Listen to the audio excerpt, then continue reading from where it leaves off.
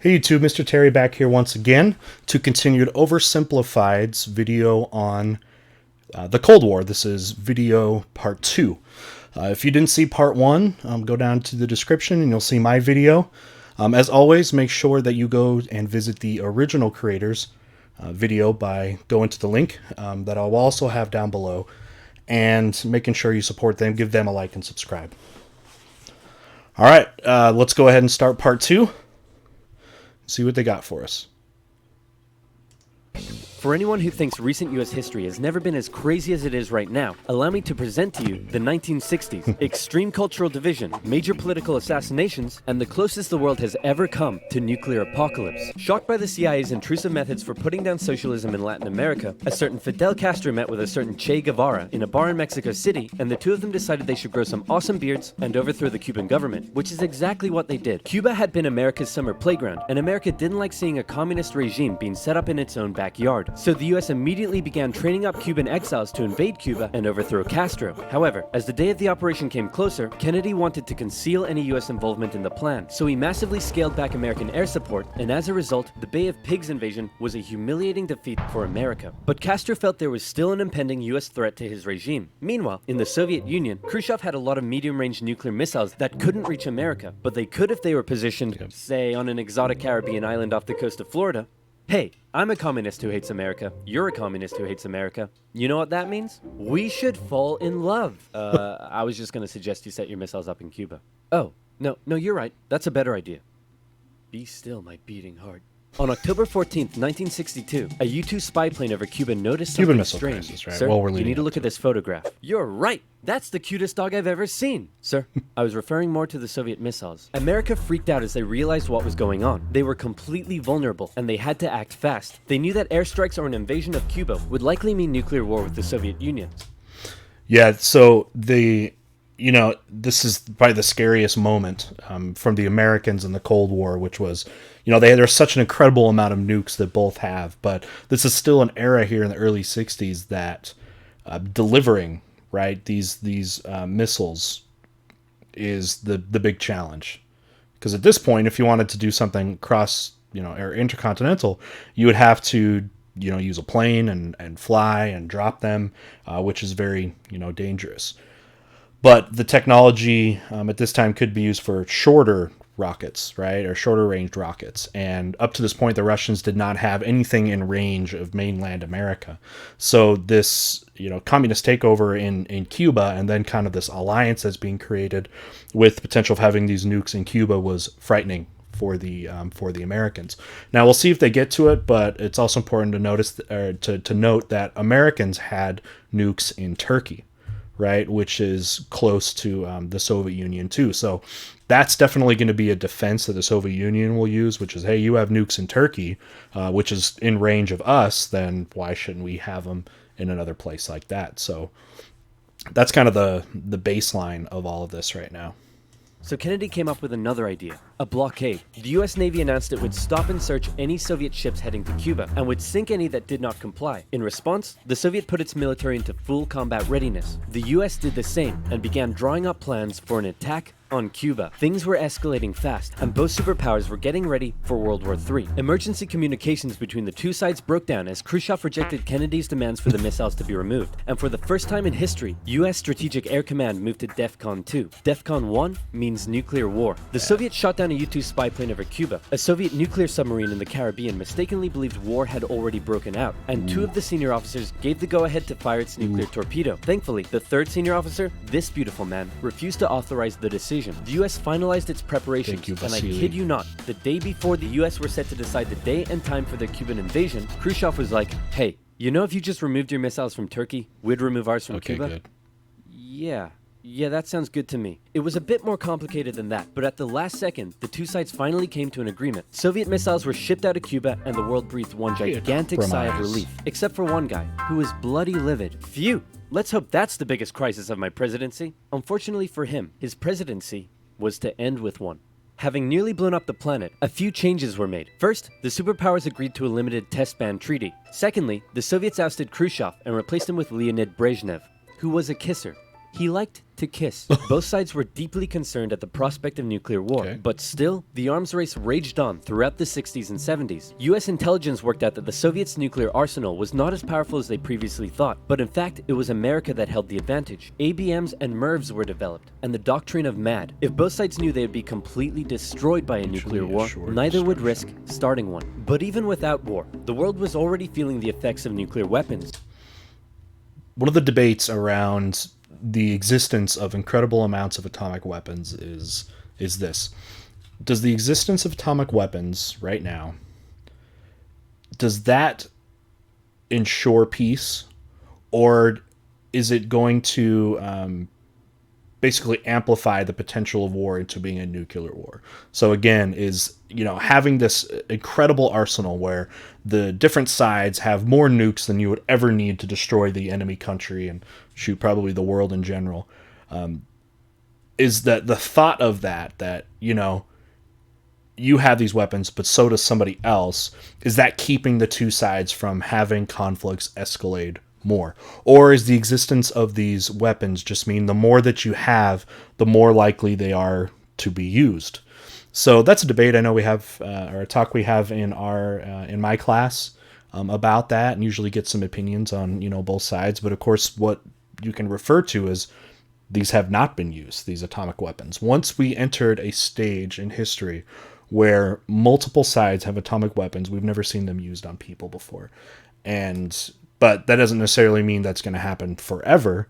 But it's an interesting thing to talk about, that having this mutually assured destruction is keeping the world a safer place. And I think there's a lot to debate on that. So I think that's something to think about for sure. In 1966, above the pleasant town of Palomares in Spain, a US bomber collided with a tanker mid-air, and 4 hydrogen bombs fell and landed near the town below. It hasn't exploded, so I'm sure everything's fine. Whoa, boy. Hey, That's scary. I wouldn't eat that if I were you. Okay. What were you gonna do today? Go for a swim? Yeah, I wouldn't. Are you breathing right now? Yeah? Yeah. I wouldn't. It took the Americans 2.5 months to find one of the bombs, which had gone missing in the ocean. This was the 14th time America had lost a nuclear bomb since 1950. Nobody knows how many bombs the Soviet Union lost. So sleep well tonight. So we don't know where they Kennedy's are still. assassination, Vice President Lyndon B. Johnson took over, and he inherited a developing crisis in the East, Vietnam. Back in the 50s, the Vietnamese had kicked their French colonizers out once and for all, and the country was divided into two. In the north, a communist regime, and in the south, an anti-communist regime. Both were led by very sweet-looking old men, but don't let that deceive you. They were both ruthless dictators, and both dreamed of reuniting Vietnam under their own regime. Sounds So a the lot North like the established Korean the War, doesn't it? National Liberation Front, also known as the Viet Cong, to carry out a campaign of guerrilla warfare in the south with Soviet support. The US sent advisors to help train the South Vietnamese to deal with the threat, but President Diem's brutal policies pushed more and more South Vietnamese to support the Viet Cong. And over the next decade, the situation escalated to a breaking point. America feared the domino effect. That is, if South Vietnam fell to communism, would Cambodia be next? Then Laos? Thailand? Burma? India? LBJ had to make a choice between losing South Vietnam or sending in the troops. And so in they went. From 1965, America found itself in a war unlike anything it had ever fought before. Let's play Spot the Viet Cong Soldier. No, you can't. Did you see him? Of course not. That's It's important to understand, too, that the Vietnamese know how to fight a large military power. Back in the 50s, they did it with the French, right? Vietnam used to be a French colony. And after even World War I, when self-determination was hopefully kicking in across the world, Vietnam, with Ho Chi Minh as one of the people that was pushing for independence, was, again, trying to get their independence. But that didn't happen. And one thing about the French history in the 20th century was they were very reluctant to let go of colonies. Some places, especially after World War II, that still had overseas colonies, basically let them go or had some kind of transition process. But you will see, if you look at French colonial history, that the French, in multiple cases, tried to militarily hold on to these colonies, and Vietnam was one of those. Now the Vietnamese defeated the French, and like they're talking about with the video right here, one thing the Vietnamese know how to do is fight in their surroundings. They have a long history, way before with the French, of having to fight for their independence, whether it was from Japan, China for a lot of history. They know how to fight in their surroundings. And this is not the type of environment that a large, well-trained army can be as successful as you possibly could. So the Vietnamese were able to defeat the French, and so the French left. So they have all kinds of experience here. And then now into the 60s, replace France now with the United States, who's supporting the regime in the South, and they know going into this, they know how to fight here. They've had the experience, and the Americans were overwhelmed with having to fight in this type of scenario right here under the circumstances. It's because millions of young American men were drafted and sent to fight a ruthless enemy who used the thick jungle as its shield. It was nearly impossible to tell where the enemy was, or worse, who it was. And as a result, the civilian population got caught up in the brutal crossfire. The city of Saigon found itself under regular attack, and America launched a bombing campaign in the north during Operation Rolling Thunder. The Viet Cong used the Ho Chi Minh Trail running through Laos and Cambodia to supply the campaign. It was a long and brutal war, and I could never do it justice in this video. But in terms of the Cold War, Vietnam was probably the biggest of many global conflicts that signaled a turning point. Under the threat of nuclear war, the two superpowers began working to make their relationship more constructive, and as a result, their ideological battle shifted away from the potential of direct conflict and more towards attempting to influence smaller proxy wars around the world. In the Middle East, the Soviet Union provided aid against Israel during the Six-Day War, and then again when the US backed Israel during the Yom Kippur War. In Africa, the Angolan Civil War saw US-supported South Africans fighting Soviet-supported Cubans. In the conflict between Somalia and Ethiopia, the superpowers interestingly switched sides as regimes changed. Entire world's and a the US playground. continued fighting the spread of communism in its own Countries backyard, wanted, funding the famous Contra groups to fight the socialist recruited to junta their in side. Nicaragua. These proxy wars were fierce enough to begin with, but superpower intervention amplified the destruction and created alarming levels of human suffering. Yeah, it's called the Cold War, of course, because the United States and Soviet Union don't fight each other directly. But, I mean, just look at the screen here. There is plenty of war all over the place. Proxy wars, right? So rather than the United States and Soviet Union fighting each other, what they do is in these sort of battleground states that are, having these different movements of which kind of system to support, communist side or not.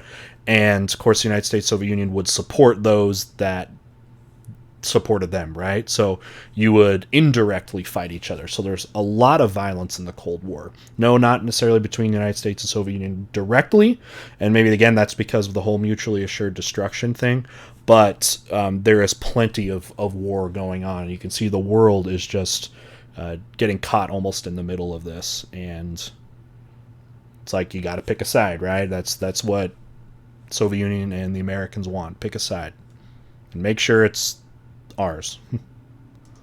Throughout the Third World, and in Vietnam, that human suffering was all being broadcast back home via good old television. Going into the late 60s, America was a changing nation. This became this. Yes. This became this. And this became this. The new slogan that was taking root: make love, not war. The majority of Americans did not approve of Johnson's handling of the Vietnam War, and in 1968, a silent majority elected law and order candidate Richard Nixon. As the Vietnam War appeared to be increasingly unwinnable, and public opinion turning increasingly sour, Nixon made the decision to begin bringing the troops home, and ended US involvement in Vietnam by 1973. 2 years later, the South fell. The Cold War was now taking its toll on both superpowers. In Russia, a huge percentage of the budget was still going to the military. People were still hungry, and they just didn't have access to the same lifestyle and goods as the West. Soviets are and what did they spending so have much to money show on for it? these They weren't even winning the space wars race and anymore. space Both sides race. needed to reduce spending in order to rescue their economies, and so both welcomed with open arms an easing of hostilities, otherwise known as détente. To improve relations, Nixon became the first US president to visit Moscow in 1972, and Brezhnev returned the gesture a year later. A number of treaties were signed, including the 1972 SALT Agreement that limited nuclear weapons. Relations with China were even improving via ping-pong diplomacy when the US table tennis team went on a tour of the People's Republic. However, internally, China was still pushing anti-capitalist propaganda, which led to some mixed messages. Nixon even visited China in 1972, and it was a barrel of laughs. Today, the president walks among priceless treasures from China's golden age. Among them, An a pair of American ear president stoppers hadn't used by the emperor visited to keep China from hearing in I don't know how criticism. long. You put the stopper into his ears so that he couldn't hear the criticism. Give me a pair of them. 他顺便给我一对啊。 Funny guy Nixon, huh? Everything was going great for Nixon, until it was uncovered that back home he was being a very naughty boy and violating constitutional protocol. I'm announcing today my resignation as president, and I'm passing the office to my vice president, Gerald Ford.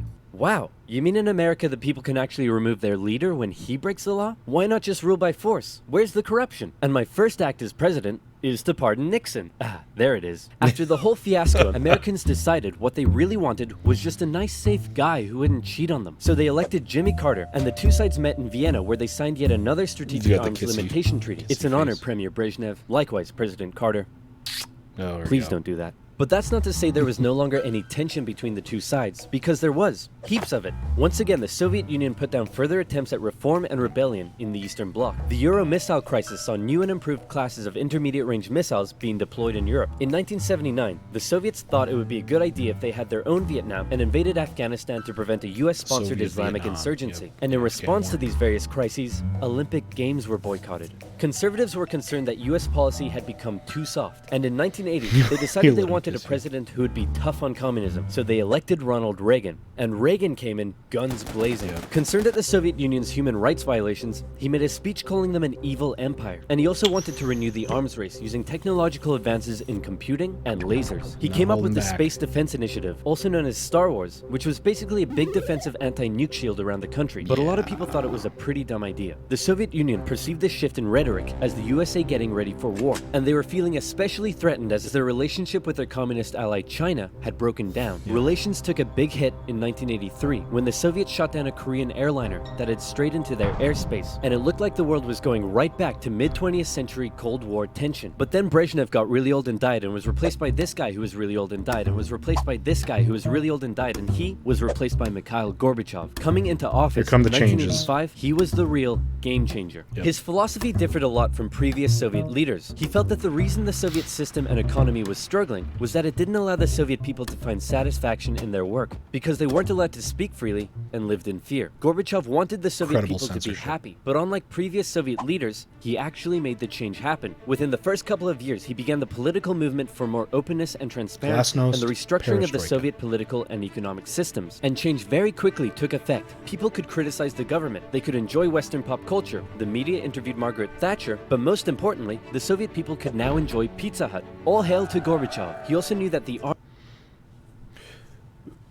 After this video, Google Gorbachev Pizza Hut commercial. I show it to my class. It's great. It's just, I don't want to say too much about it, but it shows you how the Cold War, it's over, by this time.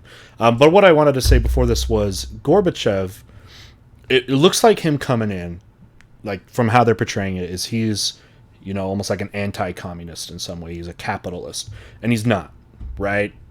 Similar to what I said about Nikita Khrushchev before was, there's going to be some reforms, but kind of like Khrushchev, Gorbachev still, I think, believes in the spirit of communism, if you want to call it that, but does see that there needs to be more changes, right? Glasnost and perestroika.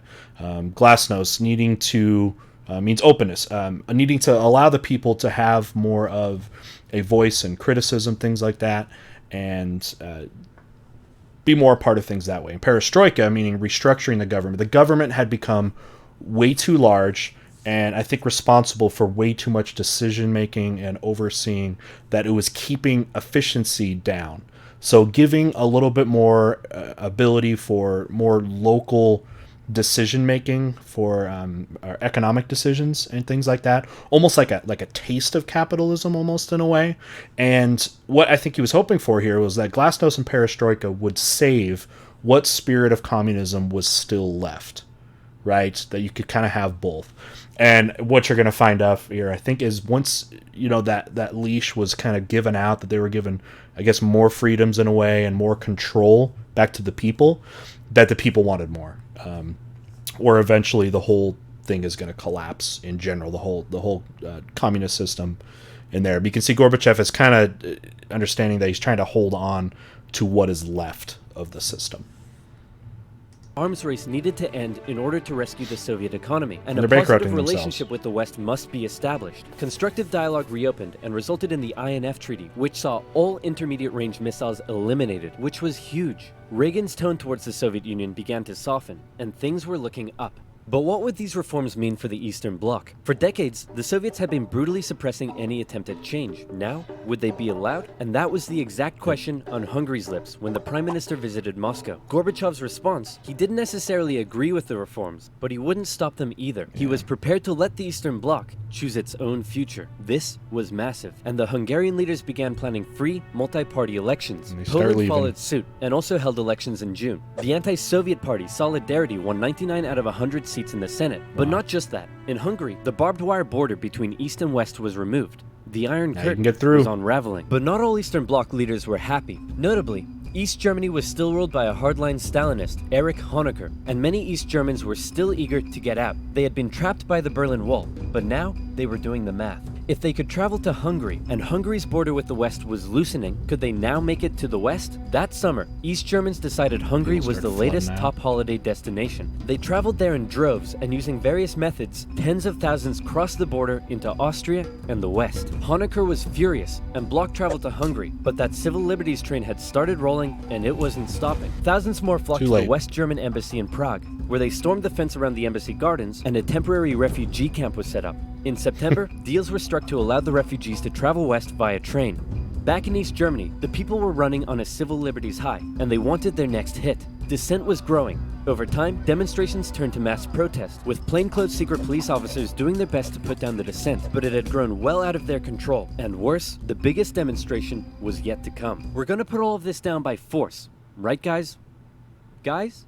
Unfortunately, everyone had realized what he had not. This was bigger than them, and the entire East German Politburo voted him out of power. On November 4th, over 500,000 East Germans took to the streets of East Berlin. For many, there was still one big target left in their sights. That damn wall. The pressure on the East German government was too great, and on November 9th, they made a bit of a chaotic announcement that the travel ban between East and West was being lifted. The change wasn't meant to take effect until the next day, and crossing guards still had orders to shoot on sight any who tried to cross. But that night, huge crowds gathered at the crossing points, and the guards were overwhelmed. In an astronomically historic moment, after decades of family separation and travel restriction, the people were allowed to pass through.